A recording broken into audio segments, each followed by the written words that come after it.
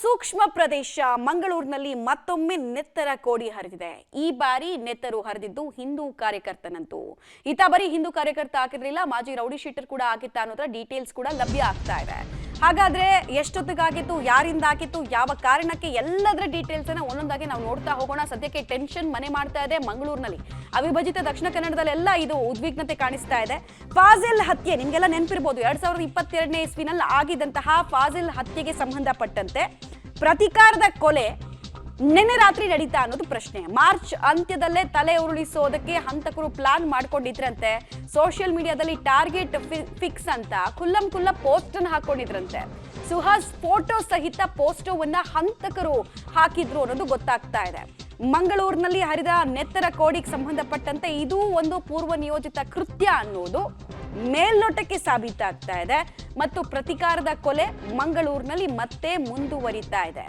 ಇತ್ತೀಚೆಗಷ್ಟೇ ಕಳೆದ 2020ನೇ ಇಸ್ವಿಯಿಂದ ನಾವು ನೋಡ್ತಾ ಇದ್ದೀವಿ ಸಂಘರ್ಷ, ಗಲಭೆ, ಹತ್ಯೆ ಇದೆಲ್ಲದರಿಂದ ನರಳಿ ಹೋಗಿದೆ ಮಂಗಳೂರು.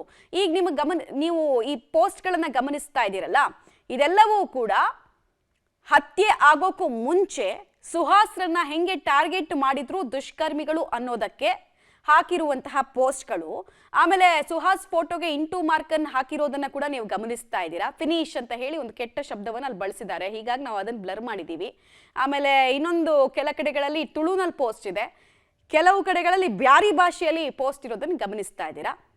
ಅಂದರೆ ನಿಮ್ಮನ್ನು ಬಿಡಲ್ಲ, ನಿಮ್ಮನ್ನು ಮುಗಿಸಿದ್ವಿ, ನೆಕ್ಸ್ಟ್ ವಿಕೆಟ್ಗೋಸ್ಕರ ವೆಯ್ಟ್ ಮಾಡ್ತಾ ಇದ್ದೀವಿ, ನಿನ್ನನ್ನು ಪರಲೋಕಕ್ಕೆ ಕಳಿಸುವಂತಹ ಕೆಲಸ ಆಯಿತು, ನಿನ್ನ ಟೈಮ್ ಫಿನಿಶ್ ಆಯಿತು ಅಂತೆಲ್ಲ ಅಲ್ಲಿ ಹಾಕಿರೋದನ್ನು ಗಮನಿಸ್ತಾ ಇದ್ದೀರಾ. ಹತ್ಯೆಗೂ ಮುಂಚೆ ಕೂಡ ಮಾರ್ಚ್ನಲ್ಲೇ, ಅಂದರೆ ಈಗ ಈ ನಿನ್ನೆಯ ಹತ್ಯೆ ಏನಿತ್ತು ಅದಕ್ಕೂ 2 ತಿಂಗಳ ಮುಂಚೆನೇ ಸಖತ್ತಾಗಿ ಪ್ಲಾನ್ ಮಾಡ್ಕೊಂಡಿದ್ರು ದುಷ್ಕರ್ಮಿಗಳು ಅನ್ನೋದು ಗೊತ್ತಾಗ್ತಾ ಇದೆ. ಭಯವನ್ನು ಉತ್ಪಾದನೆ ಮಾಡೋ ನಿಟ್ಟಿನಲ್ಲಿ ಬಹಳ ರಾಜಾರೋಷವಾಗಿ ಯಾರಿಗೂ ಹೆದರ್ಕೊಳ್ಳದೇನೆ ಡೆತ್ ಥ್ರೆಟ್ಗಳನ್ನ ಆನ್ಲೈನ್ನಲ್ಲಿ ಕೊಟ್ಟಿದ್ರು. ಬಟ್ ಪ್ರಶ್ನೆ ಇರೋದು, ಪೊಲೀಸರ IT ಸೆಲ್ ಏನ್ ಮಾಡ್ತಾ ಇತ್ತು, ಏನ್ ತಿಂತಾ ಇದ್ರು ಅನ್ನೋದು ಪ್ರಶ್ನೆ.